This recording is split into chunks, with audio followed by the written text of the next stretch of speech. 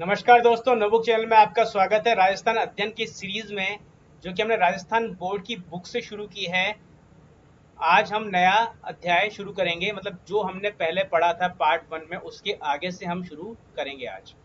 तो यहाँ हम बात कर रहे थे राजस्थान अध्ययन की। तो ये जो है सीरीज, ये जो राजस्थान बोर्ड की किताबें हैं उससे हमने शुरू की है। तो मैं परवेश तैमरिया शुरू करता हूँ राजस्थान अध्ययन राजस्थान बोर्ड की बुक से।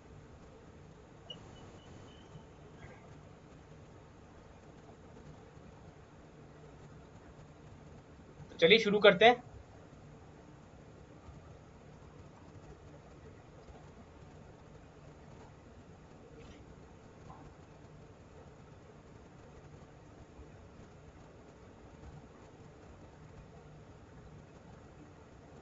देखिए, हम पहले ये पढ़ चुके थे कि राजस्थान को राजस्थान नाम किसने दिया था और रायथन नाम किसने दिया था, और राजस्थान के जो अलग अलग क्षेत्र हैं उन क्षेत्रों को हम किस किस नाम से जानते हैं।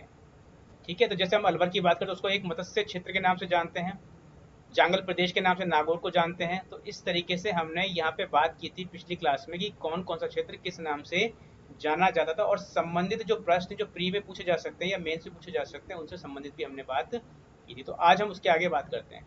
तो यहाँ हम आज बात करेंगे इतिहास का काल विभाजन। तो इतिहास का जो विभाजन है वो हम इतिहास को तीन भागों में बांटते हैं। तो प्रागैतिहासिक काल, एक आद्य ऐतिहासिक और एक ऐतिहासिक काल। तो ये रीजन क्या है, किस बेसिस पे इनको बांटा जाता है कि प्रागैतिहासिक काल वो काल है जिस काल में कोई भी साक्ष्य जो है, लिखित साक्ष्य वो उपलब्ध नहीं है। और दूसरा जो आद्य ऐतिहासिक काल है वो काल है जिसमें लिखित साक्ष्य तो उपलब्ध है लेकिन हम उसको आज तक पढ़ नहीं पाए हैं। और ऐतिहासिक काल वो काल है जहां साक्ष्य भी उपलब्ध हैं और हमने उन साक्ष्यों को पढ़ा भी है। तो जो प्राग ऐतिहासिक काल है वो प्राग ऐतिहासिक काल कहाँ से लेकर कहाँ तक का है ये हम बात करते हैं। तो प्राग ऐतिहासिक काल जो है, ये काल जो है ये है आपके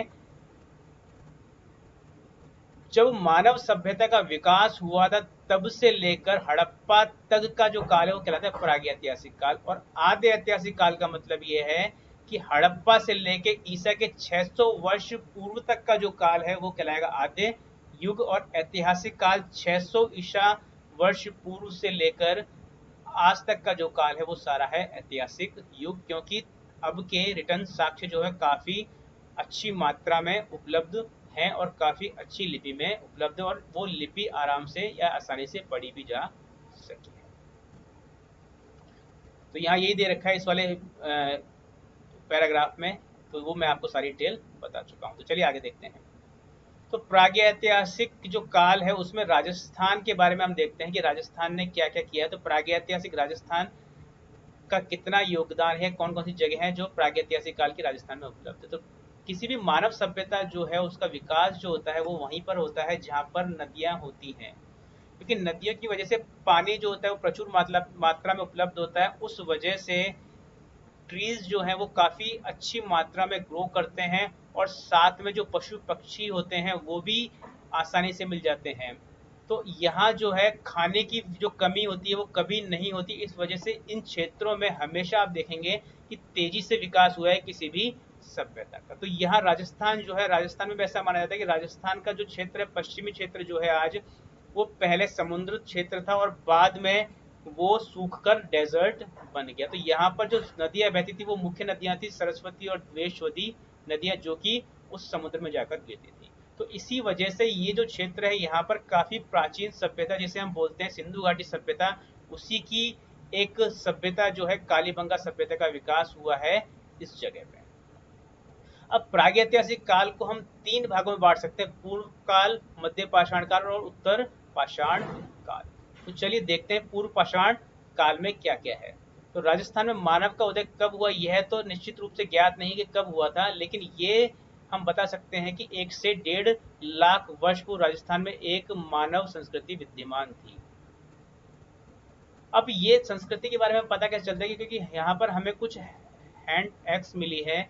मतलब पाषाण काल में जो हमें मिला है पत्थरों का उपयोग है, तो पत्थर से निर्मित हमको एक हथौड़ा मिला है। ये पत्थर से निर्मित जो औजार मिले हैं उसके आधार पर हमने कहा है कि ये काल कौन सा था, पाषाण काल था। तो पाषाण का जब प्रयोग हुआ था प्राग ऐतिहासिक काल में, तो उसमें जब पूर्व पाषाण में जो पत्थरों का उपयोग है वो पत्थर काफी बल्कि थे और बड़े बड़े थे। जब मध्य पाषाण काल में पत्थरों का उपयोग हुआ, वो थोड़े से रिफाइन इंस्ट्रूमेंट बनाए हुए थे जिसे हम माइक्रोलिथ के नाम से भी जाते हैं, और नव पाषाण काल में जो भी पत्थरों का प्रयोग किया गया वो और भी रिफाइन उपकरण थे।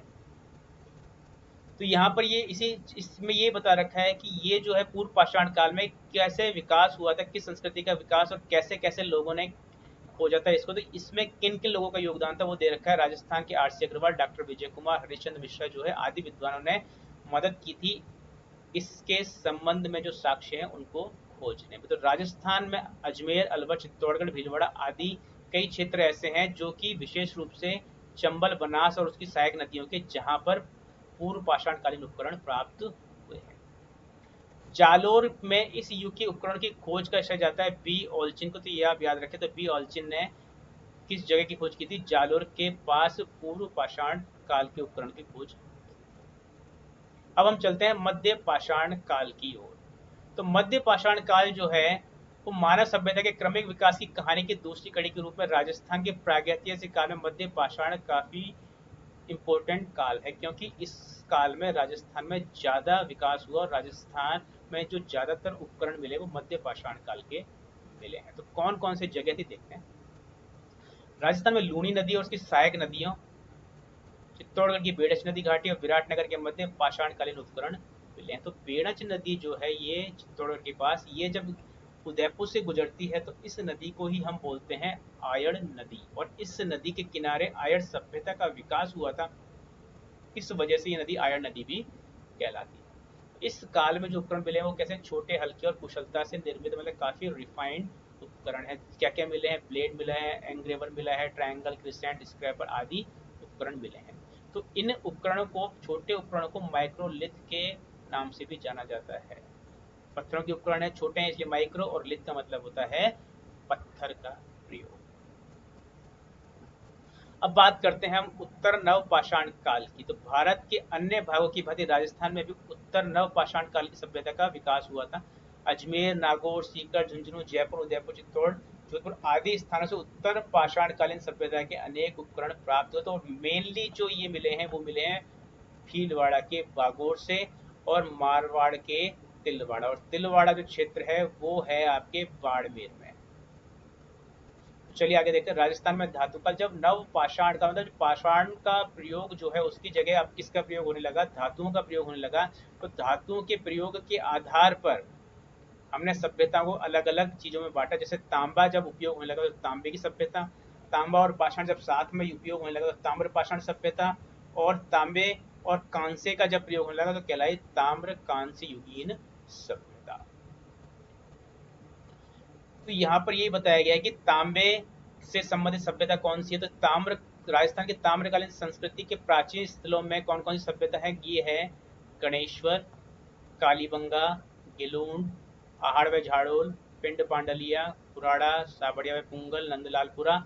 ये जो सभ्यताएं हैं ये आपको दिख रही हैं, ये हैं विशेष रूप से ताम्रकालीन संस्कृति की सभ्यता। तो आपसे मेंस में क्वेश्चन पूछ सकता है कि ताम्रकालीन संस्कृति के कोई 4 उदाहरण लिखे, तो आपको ये नाम याद होने चाहिए। और आप ये निश्चित रूप से आप जान लीजिए कि आरएएस के एग्जाम में तथ्यात्मक प्लस एनालिटिकल दोनों प्रश्न पूछे जाते हैं और तथ्यों पर विशेष रूप से ज्यादा जोर दिया जाता है। अब बात करते हैं हम लोह काल की। देखिए लोह काल का मतलब यह है कि लोहे का प्रयोग होने लगा। अब तांबा और कांसा इतनी मजबूत धातु नहीं थी जितनी मजबूत धातु लोहा है। तो जब लोहे का प्रयोग होगा तो क्या होगा? एक युगांतरकारी घटना होगी, क्योंकि लोहे से काफी हथियार भी बनने लगेंगे, और लोहे का प्रयोग होगा तो एक्स बनने लगेगी, जिसकी वजह से काफी पेड़ों को काटकर लोग फसलों को उगाने की व्यवस्था भी कर सकेंगे। तो इसके बारे में हम बात करते हैं। तो राजस्थान के 9 भरतपुर, जोधपुरा जयपुर के पास है, सुनारी, झुंझुनू, रैण, टोंक। टोंक जो है उसको हम बोलते हैं, ये जो रैण है इसको हम क्या बोलते हैं? इसको हम बोलते हैं टाटा नगर। किसका? राजस्थान का। तो राजस्थान का हम इसको टाटा नगर भी कहते हैं। तो आदि स्थानों से लोह संस्कृति के समय के अनेक हथियार उत्पन्न हुए। लोह से प्राप्त लोहे के अवशेष भारत में लोह युग के प्रारंभ होने की सीमा को रेखा को निर्धारित करते हैं। जोधपुरा तथा सुनारी में लोहे को गलाने की भट्टियां और अस्त्र शस्त्र चलाने के उपकरण बनाने के कारखाने के अवशेष मिले हैं। तो ये आपको ध्यान रखने की जरूरत है कि लोहे को गलाने की भट्टियां और अस्त्र शस्त्र के उपकरण बनाने के कारखाने कहाँ मिले, तो आपका आंसर होगा जोधपुरा तथा सुनारी। रेड को हम किस नाम से जानते हैं, राजस्थान के टाटा नगर की संज्ञा भी दी जाती है। तो राजस्थान के टाटा नगर के नाम से किसको जाना जाता है, रैंड को जाना जाता है, ये आप याद रखिए। देखिए लोह काल के पश्चात भारत के अन्य भागों की भांति राजस्थान में भी स्लेटी रंग के चित्रित मृद भांड मतलब पेंटेड ग्रे वेयर मिले हैं। पेंटेड ग्रे वेयर को शॉर्ट में PGW। आप इस एब्रीवेशन को भी ध्यान में रखिए, क्योंकि एग्जाम में कई बार एब्रीवेशन के साथ ही पूछ लेता है कि PGW कहाँ पे मिला है। PGW का मतलब है पेंटेड ग्रे वेयर। तो राजस्थान की अब हम प्राचीन सभ्यताएं जो हैं वो मुख्य सभ्यताएं उसके बारे में बात करते हैं। और मेंस में इस बार क्वेश्चन भी पूछा गया था कि 3 सभ्यताएं दी हुई थी 2018 के मेंस में, और पूछ लिया था कि इन तीनों सभ्यताओं के बारे में आपको थोड़ा थोड़ा लिखना था। क्वेश्चन 10 नंबर का था, काफी इंपॉर्टेंट था, जिसे 100 शब्दों में लिखना था। और राजस्थान में विशेष रूप से ध्यान रखिए, अगर आप बता सकते हैं तभी आपको नंबर मिलते हैं। तो कालीबंगा सभ्यता की हम बात करते हैं। प्राचीन द्वेषवती और सरस्वती नदी घाटी के किनारे में हड़प्पा सभ्यता से भी प्राचीन कालीबंगा की सभ्यता विकसित हुई है। राजस्थान के हनुमानगढ़ जिले में यह सभ्यता आज से 6000 वर्ष से भी अधिक प्राचीन मानी जाती है। तो ये जो सभ्यता है कितनी पुरानी, 6000 वर्ष से भी पुरानी सभ्यता है। देखिए ये काली का मतलब है काले रंग की और बंगा का मतलब होता है चूड़िया। तो काली बंगा जो है काले रंग की चूड़ियों से मिलकर बना है। मेरी पोस्टिंग जब मैं हनुमानगढ़ में था बैंक में, तो मेरी पोस्टिंग पीली बंगा में थी। तब काली बंगा में जो म्यूजियम है, इनके जो क्यूरेटर थे उनके हमारे पास खाता था, तो वो हमारे पास आते रहते, तब हमारी उनसे कई बार मुलाकात हुई थी और मैंने ये स्थल भी देखा है। आप भी जाकर देख सकते हैं। सर्वप्रथम 1952 में अमलानंद घोष ने इसकी खोज की और तत्पश्चात 1961 में बीबी लाल और बीके थापर के द्वारा उत्खनन कार्य किया गया। तो आप यहाँ पर ये ध्यान रखिए कि ये जो उत्खनन किया गया किसने किया, ये उत्खनन किया सर्वप्रथम अमलानंद घोष ने। किसने की थी, खोज की। तो खोज कई बार पूछ लेते हैं कि कालीबंगा की खोज किसने की थी, तो आपका आंसर होगा अमलानंद घोष ने खोज की थी। अब यहाँ ये जो सभ्यता है ये 5 स्तरों में मिले हैं, मतलब जब इसको खुदाई की गई तो 5 स्तर सामने आए, जिसमें से 2 स्तर तो ऐसे हैं जो कि हड़प्पा से भी पूर्व के हैं, जिसे हम प्राक हड़प्पा सभ्यता के नाम से जानेंगे।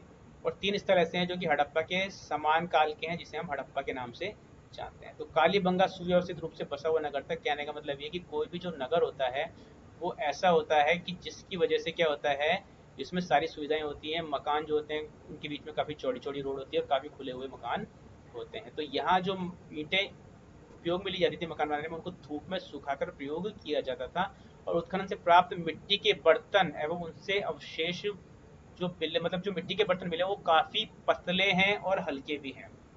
उनमें सुंदरता तथा सुडोलता का क्या है, अभाव है। और जो रंग के बर्तन मिले हैं वो लाल रंग के बर्तन, उसमें काले और सफेद रंग की रेखाओं से क्या किया उन्होंने, पेंटिंग करके, मतलब बेसिकली रेखाएं खींच के उसको सुंदर बनाने की कोशिश की है। तो यहाँ से जुते हुए खेत के साक्ष्य भी मिलते हैं। ऐसा अनुमान है कि लोग एक ही खेत में 2 प्रकार की फसल लगाते थे। तो इसका मतलब क्या हो गया, मिक्स्ड क्रॉपिंग का कंसेप्ट भी यहाँ पर डेवलप था। यहाँ पर जो निवासियों, यहाँ जो कब्रिस्तान मिला है वहां से यहाँ के निवासियों के शवाधान पद्धति के बारे में भी जानकारी मिलती है। शवाधान पद्धति का मतलब ये है कि किस तरीके से वो लोगों को दफनाते थे, उसके बारे में भी जानकारी यहाँ से मिलती है। साथ ही एक बच्चे के कंकाल की खोपड़ी में 6 छिद्र मिले हैं। तो ये 6 छिद्र मिले हैं, इसका मतलब क्या है, तंत्र विद्या भी उस समय कुछ प्रचलित हो रही होगी। तो मस्तिष्क शोध बीमारी के इलाज का प्रमाण माना जाता है। यहाँ से प्राप्त खिलौने में क्या मिला, बैलगाड़ी मिली है, हवन कुंड मिला है, लकड़ी की नाली मिली है, वह बेलनाकार मोहर भी मिली है। तो ये कालीबंगा सभ्यता, उसके बारे में आपको ब्रीफ इंट्रोडक्शन देता है। तो बाकी और भी बहुत सारी चीज़ें जो कालीबंगा से मिली हैं, जिसे हम जब रेगुलर स्टडी करेंगे, जब ये बुक कंप्लीट हो जाएगी, ये एक बेसिक बुक है। जैसे हम एनसीईआरटी पढ़ते हैं वैसे हम राजस्थान बोर्ड की ये बुक पढ़ रहे हैं बेसिक समझ के लिए। अब हम बात करते हैं आहड़ सभ्यता। जिस तरीके से हमने अभी कालीबंगा की सभ्यता पढ़ी, उस तरीके से आहड़ की जो सभ्यता है ये उदयपुर के पास विकसित थी। और ये कहलाती ताम्र युगीन सभ्यता कहलाती, क्योंकि यहाँ पर तांबे के काफी सारे हमें औजार मिले हैं। और ये पाषाण युगीन सभ्यता के अवशेष भी यहाँ से कुछ हमको मिले हैं। तो टीले के नीचे दबी होने के कारण इसे हम धूल कोट भी कहते हैं, मतलब धूल में दबी, मतलब मिट्टी का टीला के नीचे दबी थी, इसलिए धूल कोट के नाम से भी जाना जाता है। तो अक्षय कीर्ति व्यास ने एक प्रयास किया था जिसने इसको खोजने में मदद की थी। इस सभ्यता में भी देखिए आप, यहाँ पर भी क्या है, धूप में सुखाई हुई मिट्टी की ईंटों और पत्थरों का प्रयोग हो रहा है, यहाँ पर भी पकी हुई ईंटों का प्रयोग नहीं हो रहा। लेकिन इंपॉर्टेंट बात यहाँ की यह है कि यहाँ पर जो मृतक हैं उनको गहनों व आभूषणों के साथ दफनाया जा रहा है। तो किस सभ्यता में मृतकों को गहनों व आभूषणों के साथ दफनाया जाता है? क्यों? क्योंकि यहाँ पे कंसेप्ट था कि वो व्यक्ति जो है मरने के बाद भी पुनः जीवित होगा। उत्खनन में मिट्टी के बर्तन सर्वाधिक मिले जो आहड़ को देखिए वहां पर जो सभ्यता थी वहां पर जो मिट्टी के बर्तन थे लाल रंग के मिले, यहाँ पे कैसे मिले? लाल और काले रंग के मिट्टी के बर्तन मिले हैं। ठीक है, तो ये आप ध्यान रखिए कहाँ से कौन से बर्तन मिल रहे हैं। आहड़ का दूसरा नाम ताम्रवती नगरी भी मिलता है। तो एक तो इसे हम आहड़ भी बोलते हैं, दूसरा क्या बोलते हैं? इसको ताम्रवती नगरी भी बोलते हैं। तो यहाँ तांबे के औजारों एवं उपकरण के अत्यधिक प्रयोग के कारण रखा गया है। यहाँ पे कई सारे तांबों के उपकरण और औजार मिले हैं।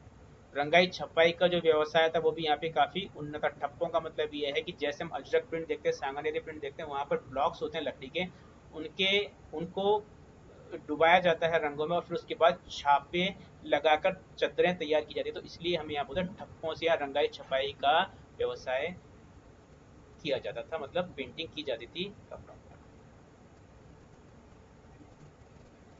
अब अगली सभ्यता हम देखते हैं गिलुंड सभ्यता। गिलुंड सभ्यता जो है ये भी आहड़ सभ्यता जो है उसकी ही संबंधित सभ्यता मानी जाती है, इसलिए इसे भी तांबे से संबंधित सभ्यता मतलब ताम्रवती सभ्यता कहते हैं। लेकिन यह विशेष बात यह है कि यहाँ पर जो मिट्टी की ईंटों का प्रयोग किया जाता था वो आग में पकी हुई मिट्टी की ईंटें होती थी।